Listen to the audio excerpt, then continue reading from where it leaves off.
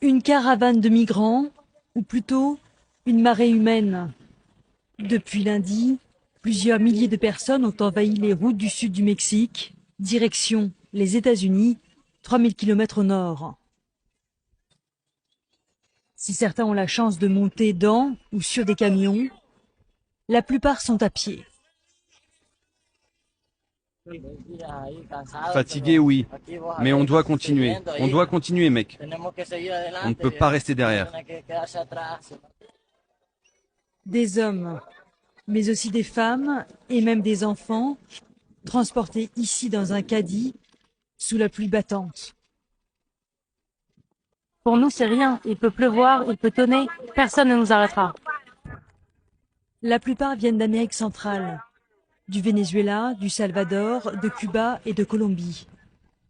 Ils dénoncent les conditions de vie dans leur pays, le chômage, mais aussi la corruption et la peur de la police.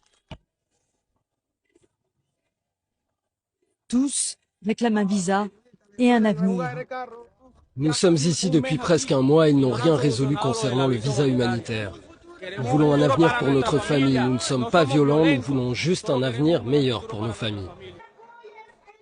Les autorités mexicaines les ont cantonnés pendant plusieurs semaines à Tapachula, dans le sud du pays, mais la situation devenait intenable. Surtout pour ces migrants qui se sont encore appauvris, comme cette famille du Venezuela, 15 personnes en tout. Regardez où nous sommes maintenant. Je n'ai jamais pensé à quitter mon pays parce que je vivais bien, je n'étais pas millionnaire, mais j'avais assez pour manger, pour vivre bien dans ma maison. Je n'ai jamais pensé à en arriver là, vraiment.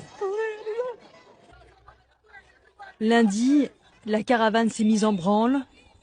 Elle est passée devant des postes de contrôle mexicains sans être inquiétée. Objectif, l'Amérique de la prospérité.